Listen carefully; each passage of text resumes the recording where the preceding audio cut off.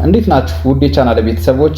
ፌስቡክን፣ ቲክቶክን፣ ቴሌግራምን፣ ዩቲዩብን እና የተለያዩ የማህበራዊ ሚዲያ አማራጮችን በመጠቀም የተለያዩ የተሳሳቱ መረጃዎችን በመልቀቅ ጽሁፎችን በመልቀቅ የተለያዩ ፎቶዎችን በመለጠፍ ያላግባብ ምስሎችን በመልቀቅ የሶስተኛ ወገንን ክብር የሚነካ ጽሁፍ በመጻፍ ወይም ደግሞ የዛን ሰው ፎቶ በመልቀቅ በሶሻል ሚዲያ ላይ ማሰራጨት ወደ እስር ቤት ሊያወርዳችሁ እንደሚችል ታውቃላችሁ።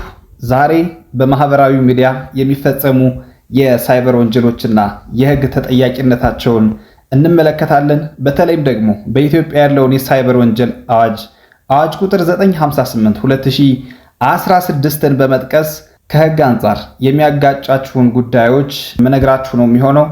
ለዚህ ቻናል እስካሁን ድረስ አዲስ ከሆናችሁ ሳብስክራይብ እና ላይክ በማድረግ ጀምሩት። እስከ መጨረሻው ድረስ እንድትከታተሉ እጋብዛለሁ። እንግዲህ ውድ የቻናል ቤተሰቦች አሁን ላይ እየተስፋፋ የመጣው ጉዳይ የተለያዩ ያላግባብ የሆኑ የተሳሳቱ ሐሰተኛ መረጃዎችን በሚያሰራጩ ሰዎች ላይና የተለያዩ ሰዎችን ፎቶ በማህበራዊ ሚዲያ ላይ የሚለጥፉ ምስሎችን የሚያሰራጩና እንዲሁም ደግሞ የተለያዩ ሐሰተኛ የሆኑ የጽሁፍ መረጃዎችን የሚለቁ ሰዎች ላይ መንግስት እየወሰደ ያለው እርምጃ አነጋጋሪ ሆኗል። በተለይ ደግሞ በቲክቶክ እና በአንዳንድ የፌስቡክ ገጾች ላይ የሚለቀቁ ነገሮች ላይ መንግስት ትኩረት ሰጥቶ እነዛ ግለሰቦች ላይ ማጣራት እያካሄደ ይገኛል። እንግዲህ ይህን በተመለከተ ነው ዛሬ ወደ እናንተ ለማድረስ ያሰብኩት። እንግዲህ የኮምፒውተር ወንጀል አዋጅ ቁጥር 958 2016 ከኮምፒውተር ጋር በተያያዘ ከሶሻል ሚዲያ አጠቃቀም ጋር በተያያዘ የተለያዩ ድንጋጌዎችን አስቀምጧል። እነሱን በማጣቀስ ነው የምነግራችሁ። የመጀመሪያው እንግዲህ የሐሰት መረጃን ማሰራጨትን በተመለከተ ነው።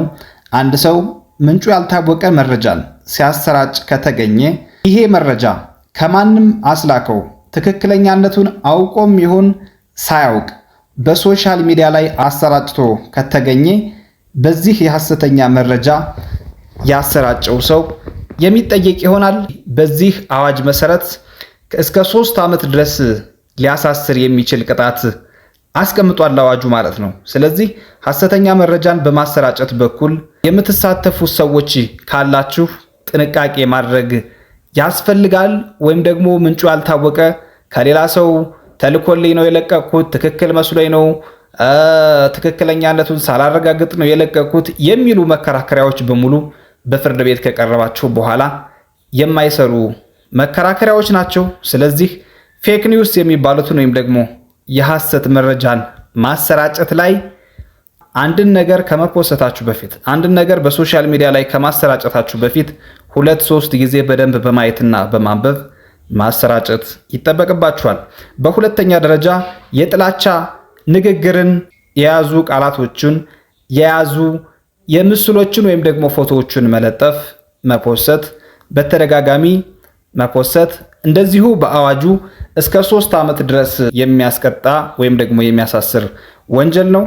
እንግዲህ ሰዎቹን በዘር ሊሆን ይችላል፣ በሃይማኖት ሊሆን ይችላል፣ በጾታ ሊሆን ይችላል፣ በተለያዩ ጎሳዎች የሚያንቋሽሽ ይዘት ያለው ጽሁፍ መልቀቅ ወይም ደግሞ ፎቶ መለጠፍ፣ የተለያዩ ምስሎችን ማሰራጨት ሊያስከትሉ የሚችለው የህግ ተጠያቂነት ከበድ ያለ ስለሆነ እነዚህን የጥላቻ ንግግሮች ማቆም ወይም ደግሞ መገደብ ያስፈልጋል። እንግዲህ ውድ የቻናል ቤተሰቦች በተለይም ደግሞ አሁን ላይ በዘር በሃይማኖት የተለያዩ ግለሰቦች በፌስቡክ እየገቡ ዩቲዩብ ላይ ሳይቀር በቲክቶክ የተለመደ ነገር ሆኗል እነዚህን ነገሮች መልቀቅ። ነገር ግን መንግስት እንደዚህ አይነት ድርጊት የፈጸሙ ሰዎችን በማስፈለግ ላይ መሆኑን እንዲሁ ማወቅ ያስፈልጋል።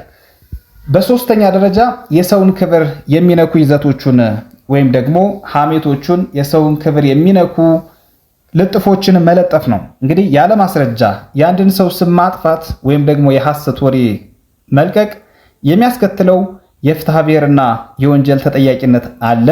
ወንጀልን ብቻ ሳይሆን ያ ሰው ያ ዲፋሜት የተደረገው ወይም ደግሞ ስሜ ጠፍቷል በማህበራዊ ሚዲያ ያለው ሰው ሲከስ የወንጀል ተጠያቂነት ብቻ ሳይሆን የፍትሐ ብሔር ተጠያቂነትም እንዳለው ማወቅ ያስፈልጋል። ስለዚህ በበቀል ወይም ደግሞ በቂም ተነሳስታችሁ አንድን ያናደዳችሁን ያበሳጫችሁን ሰው በሶሻል ሚዲያ በማህበራዊ ሚዲያ ላይ ፎቶውን መለጠፍ፣ በምስል መልኩ መፖሰት፣ መልቀቅ፣ በተለያዩ ጽሁፍ መሰል ነገሮች መልቀቅ መጨረሻ ላይ ውጤቱ የከፋና የፍትሐ ብሔርና የወንጀል ተጠያቂነትን የሚያስከትል ስለሆነ ይሄን አውቆ መቆጠብ ያስፈልጋል። በአራተኛ ደረጃ የግል ምስጢርን መጣስ ነው። ያለ ፈቃድ የሰውን ፎቶ አሁንም ቪዲዮ፣ የውይይት ቅጂ መለጠፍ፣ በተለይ ደግሞ የሰውን ክብር የሚነካ ከሆነ ውጤቱ የከፋ ነው። እንግዲህ ውድ የቻናል ቤተሰቦች አሁን ላይ የተለያዩ ወሲባዊ ምስሎች ያለ ፈቃድ የተለያዩ ሰዎችን ፎቶ ሚዲያ ላይ መለጠፍ እየተለመደ ነገር ሆኗል። በተለይ ደግሞ ሴት እህቶቻችን ላይ ያልተገባ ጥቅም ለማግኘት ፎቶአቸውን በዛቻ በማጭበርበር አንዳች ጥቅም ከነሱ በመፈለግ ፎቶአቸውን ሶሻል ሚዲያ ላይ መለጠፍ የተለመደ ነገር ሆኗል። ስለዚህ እነዚህን ፎቶዎች መለጠፍ፣ ቪዲዮዎችን፣ የውይይት ቅጂዎችን ሳይቀር መለጠፍ የግል ምስጢርን መጣስ ስለሆነ ውጤቱ የከፋ ነው። በዚህ አዋጅ መሰረት እስከ 3 ዓመት ድረስ የሚያሳስር ቅጣት ነው እንግዲህ የተቀመጠው። ስለዚህ እነዚህን ማወቅ ያስፈልጋል። ስለዚህ ውድ ቻናል ቤተሰቦች አንድን ነገር ሼር ከማድረጋችሁ በፊት 3 ጊዜ ማሰብ፣ 3 ጊዜ ማንበብ ይጠበቅባችኋል። እውነት ነው ይሄ መረጃ ጠቃሚ ነው ወይስ ሌላን ሰው የሚጎዳ የሌላን ሰው ክብር የሚነካ ነው የሚለውን በደንብ አውቃችሁ መልቀቅ ይጠበቅባችኋል። ማስረጃ የሌለውን መረጃ ከመለጠፍ መቆጠብ ያስፈልጋል። እንዲሁም ደግሞ የተለያዩ የሳይበር ወንጀል አዋጆችን በጥቂቱ ማንበብ ያስፈልጋል። እንግዲህ ኢንተርኔት የራሱ የሆነ ሕግ አለው። በመረጃ የተደገፈ አጠቃቀም ከሕግ ይጠብቃል። እንግዲህ ለዛሬ የነበረኝ የሕግ ምክርና ትንታኔ ይህን ይመስል ነበር። ይህን መረጃ ጠቃሚ ሆኖ ካገኛችሁት ለጓደኞቻችሁ ሼር አድርጉላቸው። ጥያቄ ካላችሁም በኮሜንት ቦክስ ላይ አስቀምጡ፣ እንመለከተዋለን። እስካሁን ድረስ ለዚህ አስተማሪ ቻናል አዲስ ከሆናችሁ ሳብስክራይብ በማድረግ ተቀላቀሉ። እንዲሁም ቪዲዮውን ላይክ አድርጉት። በሌላ ጠቃሚ የሆነ የህግ ጉዳይ ወደ እናንተ እስክመለስ ድረስ ቸር ሰንብቱ። ባባይ